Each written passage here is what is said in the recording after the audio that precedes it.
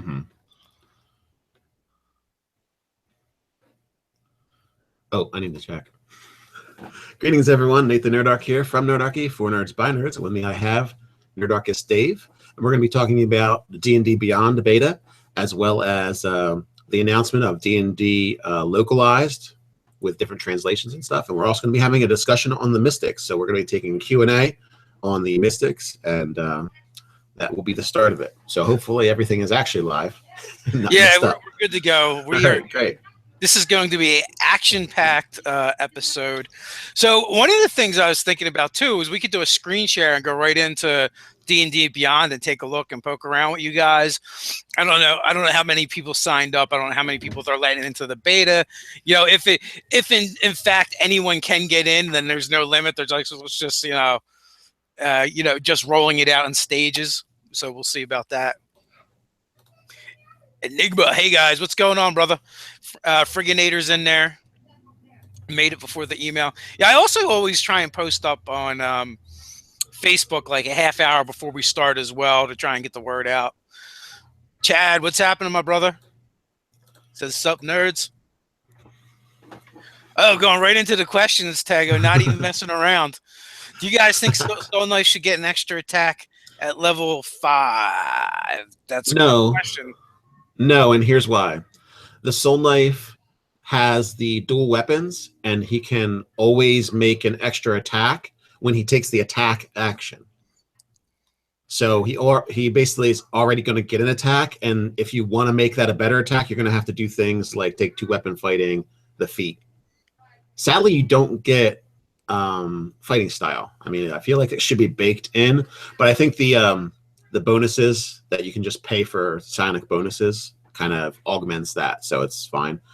And then that later ability where you can just strike armor class 10, I think that kind of like all rounds it out to being a striker rather than a multi-attack monster kind of thing. Good morning, Megan, staff writer. Evening from Call Me Jaeger. Hey guys. So yeah, I totally agree. Not only that though, 8th level extra die 8 damage. 14th level, that's 2 die 8 extra damage. So you're getting a bump there. You can make it a +4 weapon to hit and damage, which, you know, once you get that ability that makes it armor class 10, it's virtually impossible to miss. You literally can only miss on a 1. Yeah, and then just use your inspiration when you roll the 1 randomly, or be a halfling blenderizer. Yeah, so you have those options, and then that's not even getting into the fact that you're going to take psionic powers that take effect on an attack. Yes. So you're adding up a lot of dice by the end of that and the other thing is your Soul Knife doesn't have a whole lot of uses for his sonic points, so blowing them in his attacks is going to be like nothing for him. And he gets them back later with consumptive power, so and he's getting them back with kills. He just needs to make sure he kills things. And also, the other thing is the Soul Knife isn't going to be using those concentration effects nearly as much as the other orders of mystics as well. So like those bonus points that those guys should pretty much only be using for concentration effects, I feel like your Soul Knife is going to be blowing them for whatever he needs at the moment. Mike Shivak, what do you guys think about combining Soul Knife with monk classes? I think that's pretty cool sounding. I would say that you'd have to look how it all interacts, but you're not going to get the extra D8s if you take too many levels in monk, and there's a lot of disadvantage to not getting those Soul Knife powers. So yeah, like I don't know. See here, like, and this is kind of one of the problems. This is one of the problems with the Mystic in general. One, Unearthed Arcana, not balanced for multi-class. They tell you that, right away. And we know there's several other classes that have this problem too, but I feel like the Mystic and like the Cleric, right now they're the worst offenders for that 1 level dip because you get so much out of it. Like if you're going monk and you're like, I'm just taking like 1 or 2 levels of Soul Knife, bam, go for it. The only problem is that weapon is not actually that you'd almost be better off being a rogue, for to stack sneak attacks with it. But Well, it's a it's not. light finesse. You'd have to be like a Kensai monk or something, right? Yeah, because it wouldn't actually stack with a lot of your monk abilities. Yeah, but if you were a Kensai monk, you could just pick your soul knives, right? Yes, you could do that. But Kensai is another Unearthed Arcana, so it's not like. Oh my God, Chad Scarley, shrimp grits and Nerdarchy. I'm not worthy. We got staff writer Doug in the house. Staff writer Scott Garibay. And Scott Garibay is so much more to us. So he's a good friend. And he hangs out with us. He's been on a bunch of our videos. Love him, hate him. Love him or hate him. He's Scott Garibay. We got intern Kyle in the house. So you guys want to bust out the roll call? I've already seen Cleveland with Doug. We got Concord, New Hampshire. I want to tell you guys, this live chat almost did not happen. Let me tell you. I set everything up, set out the links, got Nate on here, and realized I was sitting here without my cup of coffee.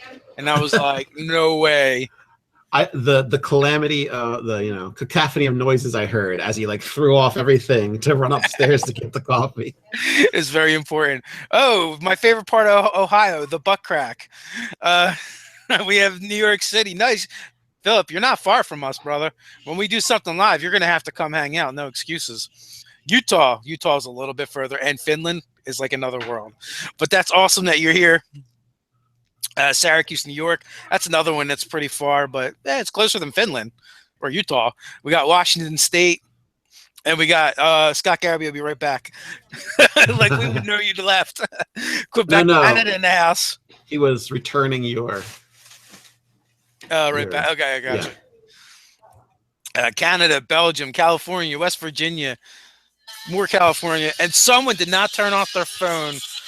Oh my God, man, it's I remembered that totally. Yeah. God damn it, Dave. What the hell are you doing? We got Brazil. Nice. At first, I was reading the first part of it, and I'm like Cthulhu, and then I read Brazil, but it's not Cthulhu. I just can't see. Curitiba? Yeah, Long Beach Island. Belgium. Is that another second Belgium, or is that the same Belgium? That's crazy. I think it's so crazy. When we get multiples from Switzerland or Sweden or Belgium, feels odd, but it's very cool. Yeah, that is a nerdy ringtone. I actually had it off my phone for a year, and then I finally remembered to re-download it. It's for free for joining the newsletter too, isn't it? So Scott has a question. How does psionics fit with worlds other than Dark Sun, like Faerun? Well, both Dark Sun and Eberron heavily added psionics into the world, and then Faerun is the dumping ground for everything, so it's in there. I'm just not sure how. They even made one of the Drow houses psionic. I mean, it got obliterated during the Demon Queen Wars or something, but it was there for a bit. I think psionics and Faerun isn't too difficult. I would just use it sparingly. There might be some island that has a monastery or something, or there's a traveling order like the Harpers or something that might be psionic, but not. We got Oregon, India, and Atlanta in the house. And also a little PSA from Alexander Maxwell. Please don't learn English on Nerdarchy. I don't know. Nate's English is pretty good. When I start talking, they're going to lose it, though. But, Nate does a good job. Ushamun Bossy. Sonics can blast off 14 die 10 plus 7 die 6 damage in one round at level 9. Oh, yeah? Wizard can do 40 die 6. So, and he can do it from really far away in a big area. I'm not impressed. That's why at level 9. Oh no, not at level 9. I don't know. What powers is that a psionic talent and 2 attacks? No. That's I think basically is a reaction. That's the one where you can hit them with the 1 power and do the damage, and you can use a reaction to hit them with that same discipline, but it's a different use of it. So I believe they'll stack. and you knock them back 70 feet. If they hit something at the end of that 70 feet, you would then do the 7 die 6. So it's kind of circumstantial, as well as you're going to blow through your points as well. Yeah, I'm going to look at that right now because I think there's probably something missing. No, that's kind of how it is. Like the one of the strengths of the Mystic is if you can find a way to use your bonus action, your reaction, and your action, you can blow through your points and blast them all into it. The only thing you can't do is activate a single power usage beyond whatever your max is. Yeah. Ashimon is saying multiple disciplines. Brute force and psionic weapon. That's okay. Right, brute force. So yeah, I totally got you on that one. Brute force is the die 10, and I guess the psionic weapon is the die 6s. But again, also like a lot of those things are single target as well. So that's kind of one of the limiting factors, where you might have an area of effect power for psionics, but it's probably going to max out at 7 die 10, and you're probably not going to be able to stack things together. When you hit one thing, you're probably going to be able to hit it really hard. But then when you look at, if you look at a wizard of the equivalent level, even if we're saying 9th level, and they just throw a fireball at maxed out, they can throw it into a crowd. And so what, maybe they're only doing 40, 50 points of damage with that maxed out fireball, but they could be doing that to like 20 different targets. So when you add up the damage, it's actually more, in my opinion, anyway.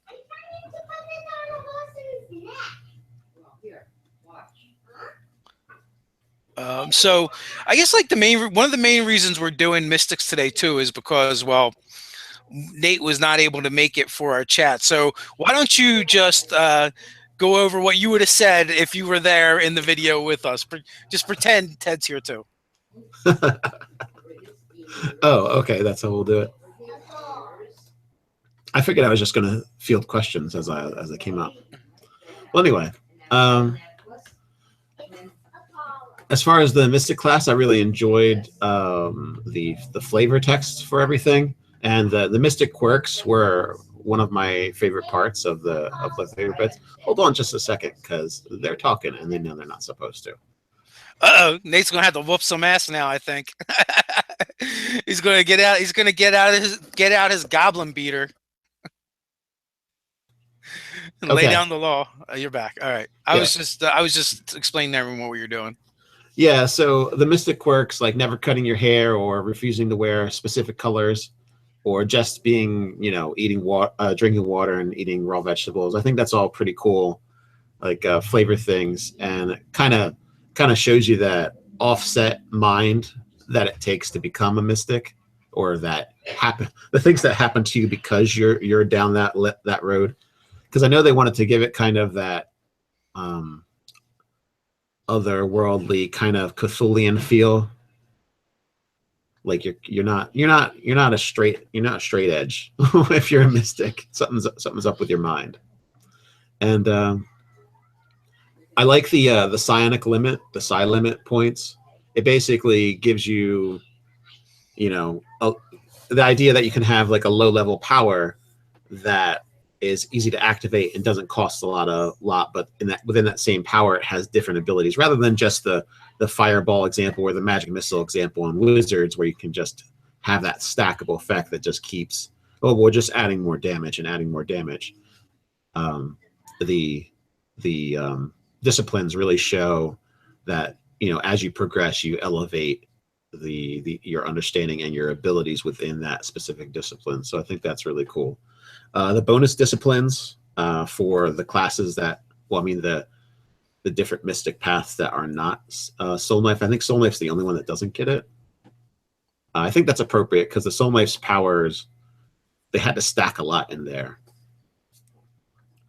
And overall, I really like the Soul Knife's powers. I don't, like I said, I don't think they need that extra attack, because there's other ways that they're going to be doing lots of damage, and they're more of a striker. They're more like a striker class that's not trying to get multiple attacks, but doing very potent single attacks. and that kind of culminates in the I think their 10th level ability, where they can just hit armor class 10 with one strike. I mean, you could power that up with all kinds of stuff. Make it +4 weapon and do all this other kind of nasty stuff to it when you actually hit. And so one of the things that I just realized, because I was looking over at some of the sage advice things, and me and Ted touched on it, but we kind of there was so much we kind of just ran through it real fast. Like psionic mastery, when you tap those special pools, that's actually an action. That's what you're doing for the round. Now, granted, you would still have your bonus action, reaction, and move, but you're actually giving up your action to get to tap that pool. But you get to do a whole bunch of stuff with that, right? It's only limited by the amount of the pool, right? So you can activate as many powers, right? You can, but the step one is turning the pool on. Yeah. Oh, that's an action to activate the pool. Yes. Yeah, you've used your action. So you got to sit. Yeah, which I think that's fair enough, because by the end of it, you're getting an extra 44 points a day. So it pretty much gives you time stop. I'm going to activate all these crazy abilities while time stop's active, and then bam. Yeah. So, and it gives to you 4 times, right? Mm-hmm. And if you notice, I noticed this right away. I was like, wow, that's really powerful that they give you that. Well, they stop your advancement of regular points when they give you that power. So the first time at 11th level you get psionic mastery, you have 64 psi points, just like you had last level. And you continue to not raise psi points until 18th level, when you stop the level after you get your last psionic mastery. So you get 0 extra psi points, but every other level you're getting another activation of that power and 11 more psi points to use specifically with that power. I didn't realize that. I didn't look at the progression deep enough, I guess. Then again, it's almost 30 pages. We cram this stuff in. We're always doing so much. Oh, yeah. But you guys still did over an hour of the review. It was just split into 2. You definitely could have split it into 3, but then I think you guys would have ended up making it even longer. So we would have, absolutely. Yes. If we would have did it 3, we would have did the core mystic class, then we would have did the orders, and then we probably would have did the actual disciplines and talents. Also, we talked about this too in the original videos, is the talents are really a limiting factor too, where they're cool, but they're not quite as good as cantrips for combat, but they're better than cantrips when doing other things. Yes, and I would say, as far as the talents go, there is one that is kind of like the firebolt of the psionic cantrips, because it just does D10 psychic. There's a couple of them. That just do damage. Well, this specific one does D10 psychic, and it's an intelligence save.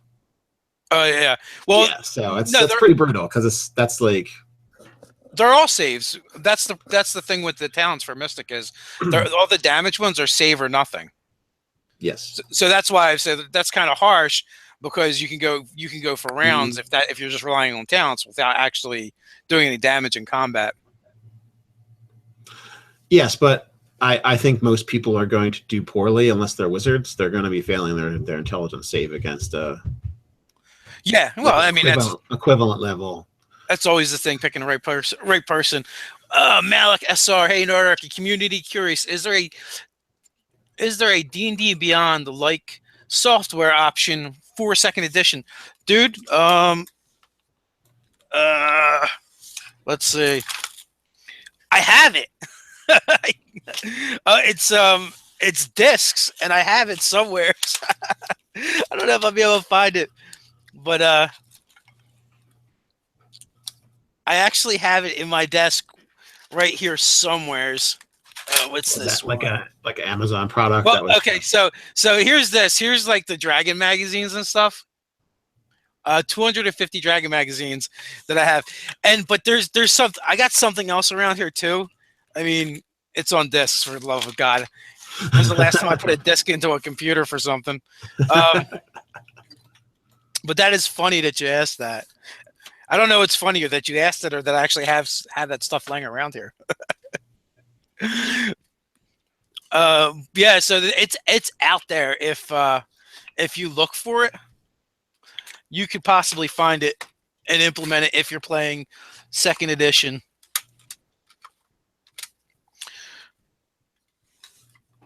So it's true. People are still playing AD&D, and they're playing them with computers. That's weird. It almost feels like an oxymoron. The blade and augment weapon. All right, I'm not going to spend this whole live chat looking for it, but yeah, I do actually own. There was a whole tool thing, and I used to use it for AD&D. I forget, where is augment weapon on this?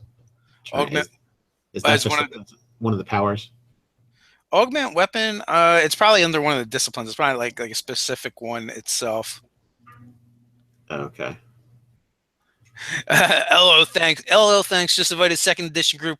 Will be my first time playing in 20 years. Nice. You should check out 5e if you like AD&D. It's like it's like the sweet. To me, it's the sweet spot between all the editions. And if you're used to playing AD&D, it doesn't add so much that you're going to be overwhelmed. What are you talking about over here, Scott Garibay? Yeah, Psionics is a world is weird on a world with magic. It's magic coming from self that begs the question of what the actual source of magic. Well, it depends on the world you're playing in because of like for Forgotten Realms, they explain it as being the weave. And I think, yeah, I've seen it explained different ways in other places as well.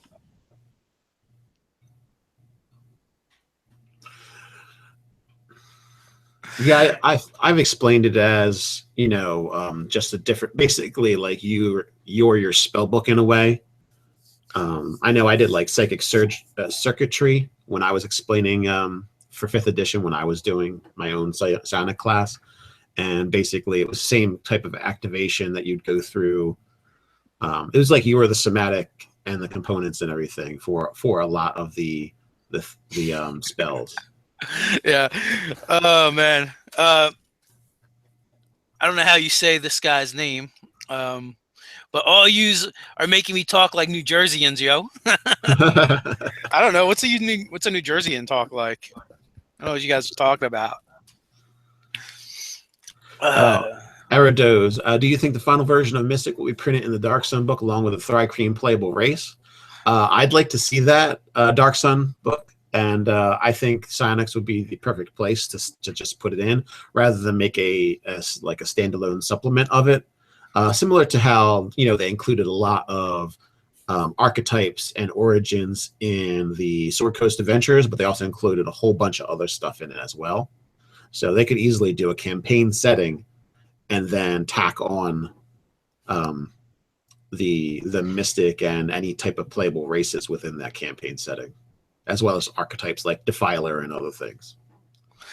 Yeah, I mean, that is kind of curious too that they're doing that stuff kind of together. So it's like, which one? What are they gearing up for? Dark Sun or Eberron? I feel like Eberron would be the more. I feel like Eberron's kind of the better play because Dark Sun's going to be a lot more niche. Although, I mean, there's a lot of fans for it. But then again, the truth of the matter is they have the numbers from 4th edition. And they're probably going to consult those and everything else, and they probably just have so much data at this point that they know which one's going to sell better, and that's what they're going to go with, I'm sure. And I have to disagree with you, Dave, on the strangeness of the Immortal having the Con Dex modifier as the AC rather than armor. I actually think it's weird that the Barbarian has AC 10 plus Dex plus Con. And I feel that it's actually more appropriate for the Immortal to have that durability factor, as well as the +1 hit point that it gets, rather than have any type of armor benefits. So, well, I can't argue with the Barbarian thing. I mean, the Barbarian, I guess the idea is it's just so tough they just shrug off blows. Yes, but then think about a guy with psionic powers that's doing that, and like his entire body is tilted towards being unkillable. This is why this is my issue. I equate the discipline of the order of the Immortal with Psychic Warrior, and but it's just not. Well, it's the replacement. Well, yeah. Well, I like Psychic Warrior from from the previous edition. So I thematically I felt like that power would be cooler with the soul knife, and I would like to have a psionic warrior that slathers on armor. Well, the soul knife gets. I just take level and fighter. Well, but either way, like you could take inertial armor, yeah, from the force discipline, and that's what I would do if I was playing a soul knife. Yeah, inertial armor, that's good stuff. 2 points, 8 hours, 14 AC, and resistance to force damage. Well, 14 plus your dex. And when you add to the fact that, so that's, if you go dex heavy, that's a 17 armor class, and you can choose to use your bonus action every round to parry for a 19. So that's no slouch. And, as a soul knife, you're going to use your points less than I feel like other disciplines anyway, any other orders. Yeah, you're going to be more like a smiting paladin, than a regular, like a ranger with a multi attacks. You're going to be hitting like one hit, bam, like guy explodes kind of thing. So you can afford to do parries against the mob because you're just going to be taking them out one at a time.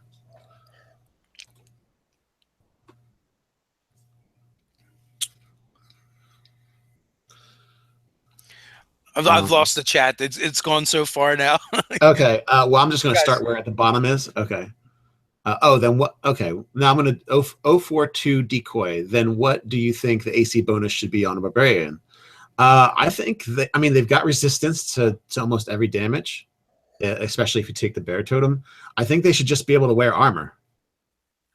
That's just my thing. And it would be like out of class to wear like metal armor or like plate mail. Stuff that you'd find in like on a European or French knight kind of idea. Like if you're, a whole bunch of hides or split mail or whatever, like not too concerned with it. I guess is how you'd slather armor on the barbarian. I'd just be cool with whatever you wanted to do thematically. Well, it's because the D&D barbarian is a very made up thing. Mm-hmm. And they've taken it and made this thing based off of a myth that historically never existed, and there's and that is true. You're almost like a demigod like hero figure in a way, and it's very it feels very inspired by Conan and Boris Valero style fantasy art, mm-hmm. where it's always a dude in a loincloth with a sword or an axe or whatever. Well, okay, someone said I think combining it with strength would be a little too Alexander Maxwell. I think barbarian strength plus dex plus shield. If that was the armor rating, how you'd figure out that would be a little rough. It would be the same. Like as a barbarian, you still need that con bonus because you're up there. Yeah, for hit points. Yeah.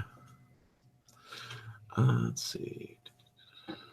Oh wow, I lost the chat too. I had a question I wanted to answer. Kyle, you need to be in my room doing this stuff. Get me questions.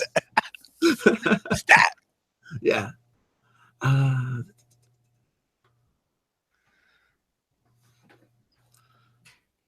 Sorry, it was a good question. I can't remember what it was.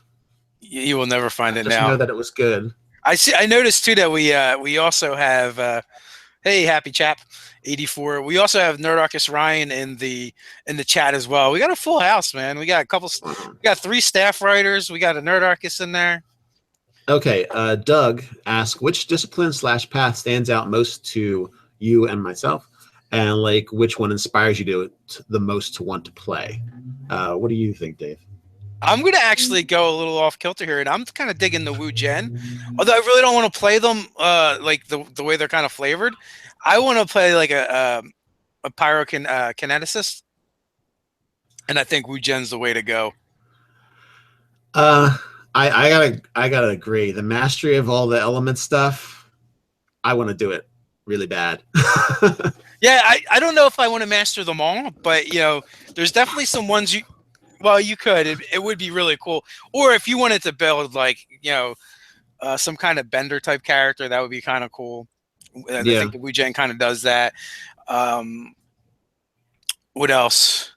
Well, and then their ability to convert spell slots is pretty crazy too into psionic point. The psionic points into spell slots, and also someone had pointed out that You'd be able to stack that with other classes in theory, because you would be able to take those spell slots. Now it's officially a spell slot. You could then use it to cast few other spells, not just your Wu Gen spells. Yeah, you could do that. I think that would be cool as an NPC. I think you'd be underpowered as a psionic spellcaster because you don't. Yes, you can convert things to spell slots, but you don't get spell caster levels by taking your psionic. So it's kind of like if you looked at like a 20th level multi-class spellcaster and you looked at a 10th level psionic caster with whatever caster, I don't know how it would work out. I'd have to do the math on it, but I mean, you'd be versatile because the psionics are very versatile to start with. So you'd be able to deal with a lot of different threats, and then really spam powerful attacks if you needed to with that combo. Especially because you can make 5th level slots, right? Yeah, up to 5th level. Yeah, I think, and I think it's not limited. I think it's only limited by the number of points you have. Oh, it's not limited by your level, because you need to be 9th to spend 7 points at once. Yeah, but it's not. You're not actually spending it on a discipline.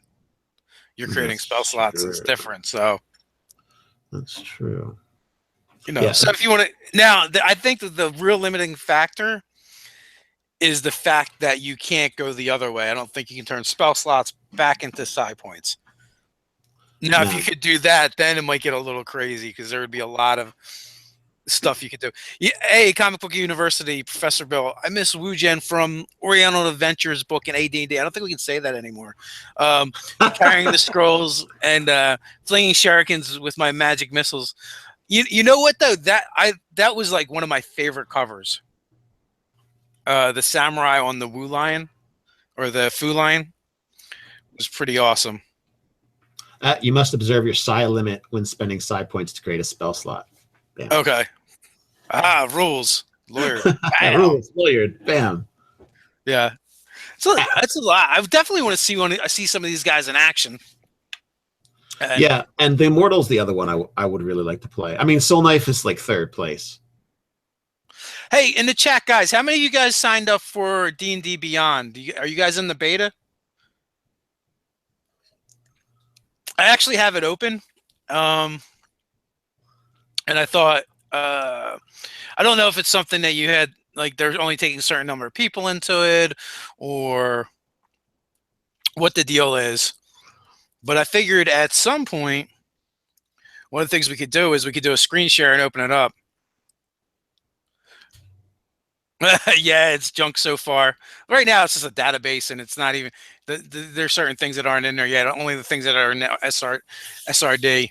Hey, if there's a search option and you can search all the information and find which spell and all that stuff, that's enough for me, really. Making characters is like bonus stuff. Yeah, well, so this is phase 1, and they're talking about a three phase rollout. Phase 2 is character builder and character sheet, which I mean I like that. That's going to be useful. I do most of my character stuff that way anyway. Phase 3 is the one I think everyone's going to really be looking for, and this is the one that I'm most intrigued about. And this is probably where they're going to hit you hard in the wallet. And that's when you get homebrew integration and campaign management. Even the homebrew integration, I'm like, I mean, that's cool if I can do that. But just the campaign management stuff, if that's what I think it is, then I'm more than happy to have that. But that's just me personally. I like the idea of being able to build encounters and stuff by just making a few clicks, typing some stuff in.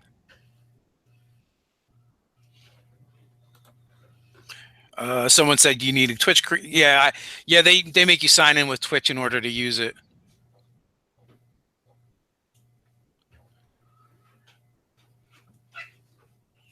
So at Nerdarchy, John Printence, am I crazy, or is a Wu Gen a better necromancer than the necromancer? At 6th level, you get the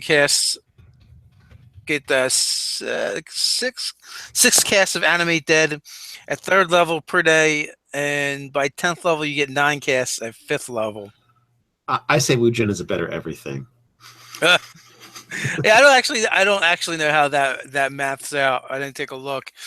And and that's the other thing. Like, because there's so much there's so many combinations that you could possibly come up with. Like, I never even thought, hey, how do I make a better necromancer? I know, use Animate, that. that's too high of a level spell, sadly. You only get first through third. Oh, it's a third level spell. I was thinking about create undead. Never mind. Yeah. So you won't be able to make the better stuff. Yeah, so you're not really better. You can't make like all the crazy stuff at higher levels. You can just make zombies and skeletons and stuff, right? Right. But hey, let me consult my D&D Beyond here, and it tells me that it's a third level spell. And what can you do with that third level spell? There is the full write up. Nice. Read it, everything. So you can just make it just zombies and skeletons. I'm not misremembering that, right? Yeah, it's just zombies and skeletons. So not being able to make all the crazy stuff you can do with create undead, I'd say that's not really overpowered there. And sadly, you never get Finger of Death. Yeah. Favorite necromancer spell for 5th edition. Because as a bonus action, you convert the points, so that would be pretty insane. Every round, just using all your actions and bonus actions. Boom, dead. Boom, dead. Boom. No, we got a late Texas popping in. Roll20 does not equal Beyond. So that probably has something to do with something else in there. Because I think there's a lot of features on Roll20 and Fantasy Grounds as well that are very similar, but they're not going to have the full functionality. And I know this too because now I'm actually playing in a campaign on Roll20 where there's a lot of information that has to be imported. And that kind of looks like a bit of a pain in the ass. And I'm sure once Beyond goes full tilt, everything's going to be there. You're not going to have to add stuff in. Hey, what's up, Jeremy, Central Florida? Roll20 has free SRD. Yes, it does. Right now, Beyond is free too, but it's not going to stay that way. We all know. But it'll be nice when we get past just the SRD stuff. Later, Scott. He must have been hanging with us for his lunch. John Brogan, just do not forget the taboos the Wu Gen has to take too. Is that old school Wu Gen? Yeah, actually, it may even be that the Mystic is kind of the Mystic taboos are kind of based off of that. Yeah. Well, those aren't bad. No one's going to think you're a vampire. So I mean, well, I don't know. Can you take ones that make people think you're a vampire? Why wouldn't you just make them up? Oh yeah, like yeah, like you don't like to walk in front of mirrors. Holy symbols offend you. A couple of people are talking about the paywall on Beyond and what's going to be. I bet they're feeling it out too. They're probably trolling the forums, gathering information, and seeing what they can get away with. What's going to anger the community, what people are willing to pay for. Well, like 50% of them are going to want to say free. Absolutely, I want to pay nothing. But yeah, they're only going to probably listen to the people that are actually saying a number. That isn't a buck. Ben Murchison signed up for Roll20. Still can't find a group. Start one. Be the group you want to be in. I guess I don't know. Also, like on Facebook, Tabletop One Shot group. There's tons of people playing over there. And our secret group, Company and Ag, has some people that are looking to play games sometimes. Yes, our secret group. Oh, you know what? We forgot to mention. We keep forgetting to say we finally hit 500 members over there. It was actually one of the members that put up like an image or something when we hit the 500. So, like I'd been watching it and we were like close. We were like within 5 or whatever. Every once in a while, I'll look and there's like, you have 5 requests, and they all come at once in droves. It must be like we do a video or something and mention it, and then they're like, oh, there's this thing, and they jump over there. I feel like there's a couple games that got started there. Yeah, Arados, they actually said that there's going to be a paywall, and there's different places like N-World and Reddit where there's different discussions going on that they are kind of like trickling stuff. It sounds like they're still settling on what the pay mode is going to be. One thing made it sound a little bit like it was going to be a la carte, which I would not be into that at all. I would rather just pay one subscription fee and get access to everything. Eridos, yeah, I feel like they plan to monetize Beyond at some point, and all the cool features will be behind a paywall. That's from Eridos. They said that you can do things like make a character and do a limited amount of stuff without paying anything. So you'll always be able to, like, if you're just a PC, you'll always be able to just at least make your character, like a character, and then have him. So, Well, from what I read, what I suspect though, it'll still only be the SRD content. Like they're probably going to put the proprietary stuff behind the paywall. So Nate spent some time working with me with the word proprietary before we started, so I could actually say it with only a little bit of a stutter. Good job, Dave. Keep it up. I get a gold star. Got a question about making a strength-based mystic because he's got a party with rogues in it. I mean, aside from wanting to use strength muscle weapons instead of light weapons, I don't really. It would be your immortal, like that. Yeah. That's the guy that would do it. Yeah, but your dex con. You need strength, dex, con, and intelligence. Yes, for a certain amount of stuff. And so you're a 4-star character at that point. Just dex. It's kind of weird that they didn't do the minimum of +1. They really locked you into intelligence with your if you want to have abilities that aren't useless, you're going to put at least a 12 in your intelligence. Okay, so there's some information here. Lucas Sack, I'm not sure how you would say that one, but there's a topic in D&D Beyond forum about that where people are talking about what they would pay or not pay. I think you guys should post your opinions there. Yeah, there's some issues about asking your customer base what they want to pay too, because especially there's always going to be a lot of people that just aren't willing to pay anything, and those people are going to be the loudest. And as a business person, those are the people you really probably need to ignore if you want your business to continue. But it is kind of interesting too how Wizards of the Coast is doing all these different little things, creating these different streams of revenue for Dungeons and Dragons like there's never been before.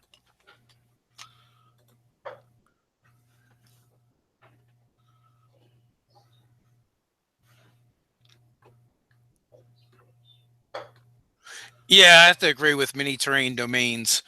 The beta isn't about what you pay for it. It's about making sure the functionality organization is there and the system can handle the bandwidth. Right. They just got to make sure it works before they actually start selling it to people. Yeah. People get really annoyed when they're paying for something and it doesn't work. And then everybody that signed up for it early will drop, there's a lot of people that will drop it and then they don't have the funds to make it good. So it's kind of like they need to do it right when they're out the gate. Yeah. SKJ, sorry, I can't pronounce the rest of that. Yeah, business needs to set its own price to generate validity and trust, also make money. And that's true. I mean, there's tons of people giving out stuff for free in all different kinds of markets nowadays. And that's kind of like a race to the bottom in a lot of ways, because how you're supposed to sustain your business on giving away everything for free. Some people manage somehow, but Robert Kusik, he retracted his message. He retracted it. I don't know if we discussed. I think we did discuss a little bit, but it's also in, and it came back. It's also Jeremy Crawford answered that, and the psionics does not follow the rules of magic. It follows its own rules. So you can use your disciplines as a bonus action, a reaction, and your standard action. And also, the way I'm reading it, if certain powers just activate when criteria is met, you'd be able to do that as well. So you could literally spend like 50 points in a round. Might be an exaggeration. might not be literal in any way. Yeah, I'd have to look and see, but I could definitely see being able to blast off, 4 powers in a round. At 7 points a pop, so it's only 28. We're halfway there. We just need some more.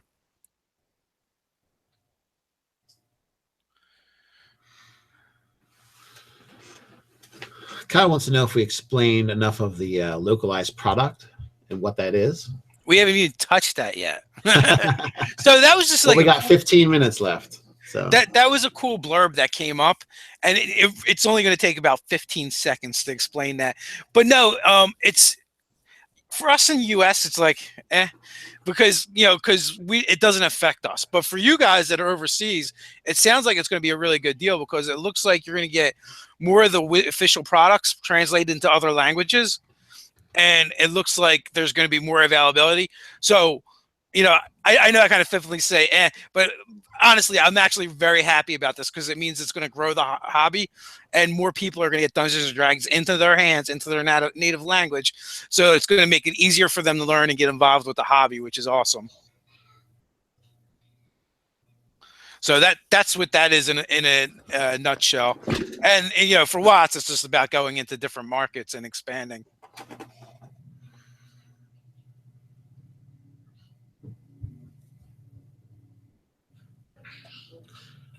Oh no, Ted has popped in. Yes, Seraph Gaming asks, does Mystic feel overpowered? And I would say not when you look at what a wizard can do per round and over the long haul. I mean, really, I guess I don't really see many 9th level powers that the Mystic has. So it's kind of like when you compare it to Wish, Meteor Swarm, a really powerful fireball. I think there's one power that kind of does an area effect with like up to 6 targets and does psychic damage, which is pretty cool. But that's like the max cap on the type of damage they can do. It's no disintegrate. That's what I can tell you. Well, here's the thing, right? It's like a jock that peaks in high school, right? Like, you're so awesome, but then like from there it's all downhill. Like, you peaked, it's done. And the Mystic is very much like that, because their power level is the equivalent of 5th level spells. Now, there's a couple things where you can kind of actually multiply that a little bit, because you can do more than one at a time. But overall, they don't have those big. They don't have the big powers like Wish and Meteor Swarm, Disintegrate, just as Nate said, Imprisonment, and probably a whole slew of others. So in that way, I don't think so. But the thing that I wonder about is like the sheer number of points that they end up with getting, and like the interplay without actually playing the Mystic and playing at a higher level. It's really hard to tell. Like, I wonder. I think, but when it's all said and done, you end up with like 115 points by the end of the day when you max out 20th level. And what I wonder is, does that, can you go through them all in a single day? How does that play out? And at the earlier levels too, it's like that's something I can only see from playing it or seeing one played. But being able to do things like summon elementals as actions, pretty hot stuff. Yeah, that is a really weird feat for him. The fact that they can do that and no one else can. The fact that what was the other thing? That their charm spells actually work kind of the way you expect a charm spell to work, where people don't automatically remember. And then I found some places where the language could have been a little bit better on the powers and stuff, where I would have liked a little more clarification, because some of them actually say, the subject doesn't know that they've been charmed, where other ones just don't say it all. Where I feel like the spells all pretty much just say that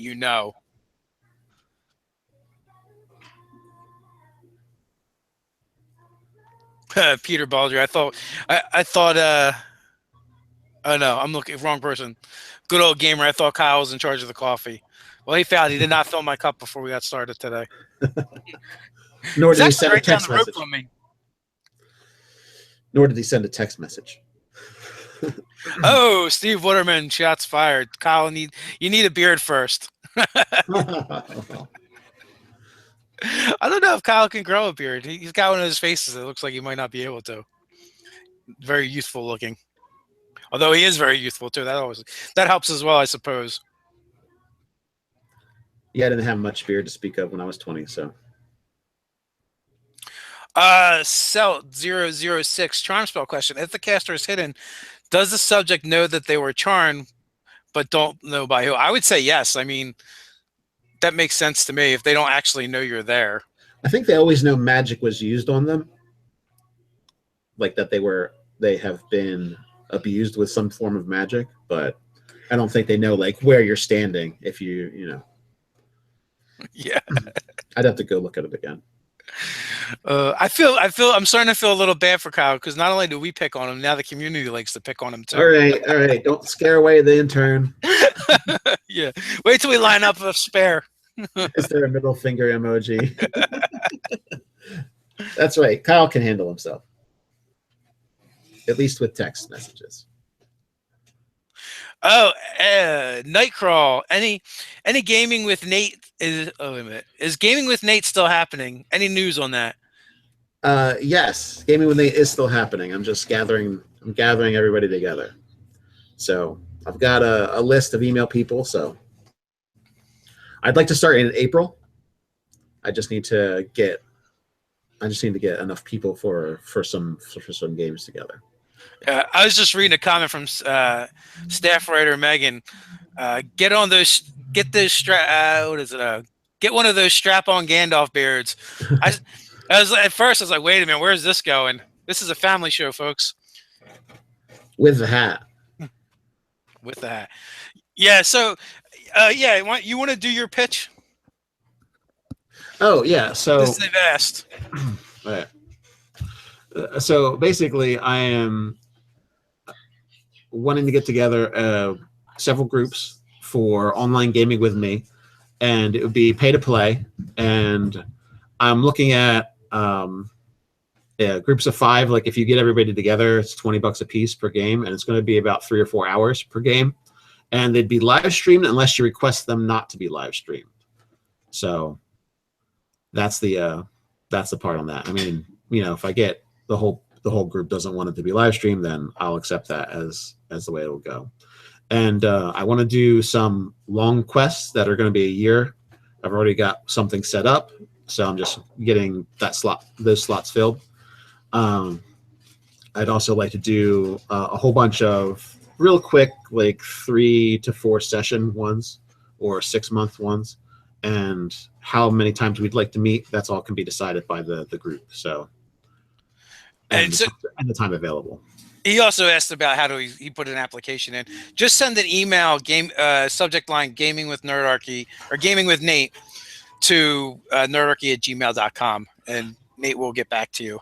Yeah, and I will be emailing you from Nate the Nerdarch at gmail.com. So if for some reason you get an email from that address, that's me, rather than having it be on Nerdarchy. So.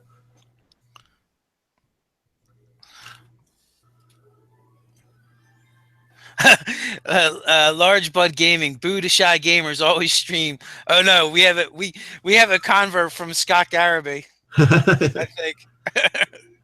Roll film if you're rolling dice. Soon they will teach me the ways of beardomancy, and that was from intern Kyle. Curiosity, why pay to play? So here's the deal. The Nate thing is totally separate kind of from Nerdarchy. What Nate is doing is he is going to give up his part-time job to do Nerdarchy full-time, and he needs to still feed his kids. That's what that is. That's what it boils down to. And he's got to spend his time somewhere, so... Yeah, so I figured why not do something that some people in the community have requested already, and that's what I decided on. Nate will be charging per session, and he's got to anyway. Because if you think about it, 3 to 4 hours of gaming plus, 2 hours of prep time, that's still, that's still 5 to 6 hours invested. So $100. So that means you guys are actually giving Nate a decent living wage so he can feed his kids. And you're getting a 4-hour movie that's interactive. Excuse me. If he doesn't die right here on camera live. But that being said, Nerdarchy will still be doing our monthly games where we game with the fans. That is not going away. And again, for that, you just sign up for the newsletter and follow the instructions, and then you're kind of in the lottery. Or if you happen to be a Patreon, you're in the lottery. If you're in both, you're in the lottery twice. So we're definitely going to keep that as part of the channel. We really don't want to go into a full-on pay-to-play motif. This is for the specific purpose of Nate the Nerdarch wants to hang out with you guys and feed his children, but apparently he cannot do both. And doing Nerdarchy full time with that. with that free time that I free up from my other job. Excuse me. No problem. My lich potion didn't go down the right tube, so as Kyle says, waiting to turn into a lich. Sue Rainey, DMing takes some prep time. The way Nate does it, anyway. Not the way I do it. Well, I'm going all out here. You know, I would, if we're doing like a fan game, they don't usually take that long to prep, but I'm also not saying, well, these people are paying me for a product, so it's a little bit different. I feel like I've got to bring like my absolute A game, and I also want to interact with the characters a lot more because it's not a one shot. So when you're doing a year-long campaign, there's a lot to go into it, at least the way I do it, of interaction with the players that goes way beyond what a one-shot is. So a couple things. One is Gaming with Nerdarchy mainly one-shots or full campaigns. No, they're going to be full campaigns. We feel like that's way more valuable to you guys, and that's probably what most people really crave. Dawnforge Cast. I've been a Nerdarchy patron for over a year, and I've never got to play with you. That's not entirely true. But your name has never been selected. That is true, and that is completely random. Ted does something. I think he takes everything and puts it into an Excel spreadsheet and then puts it into some website or something and pushes a button. I don't know. It's like magic. The computer gods are not are not shining their favor upon you. We have Ted write all the names down on little pieces of paper, and then we pick them from a hat. Oh, and by the way, hi, DFC. Yes. What's up, brother?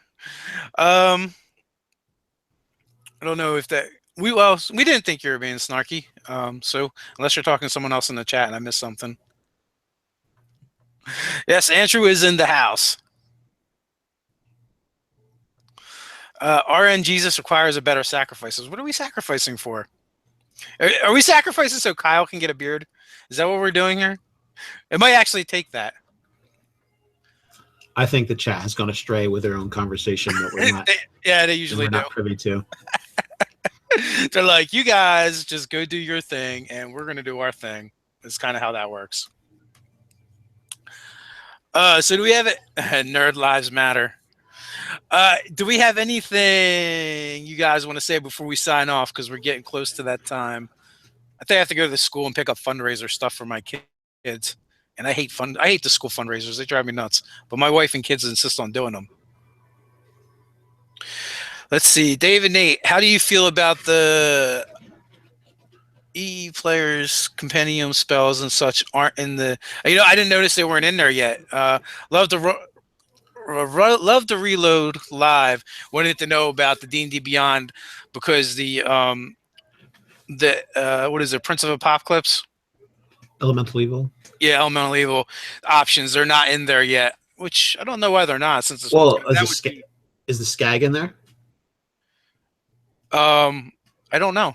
That's a good question. I haven't played with it quite enough yet to really know. We're like in the live chats too. It's awesome to get in here, hang out with you guys, and just discuss whatever's on our mind.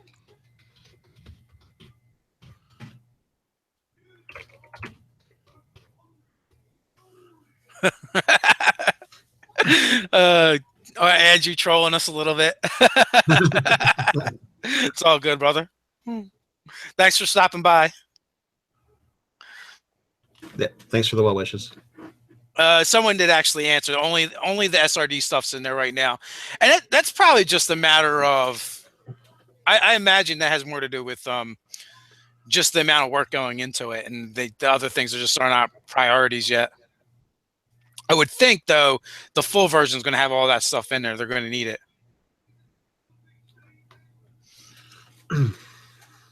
Oh, getting back to the pay to play with me, I'm also going to have different time zone slots. So if a whole bunch of people over in Europe or something, they want to play at like 11 o'clock at night, I can make that happen because of my schedule. I can adjust it. So Nate will be at your disposal. I said I could adjust it. not break it in half. Get your own Nate minion. All right, guys, it is 1 o'clock, and I have some things I have to get done still.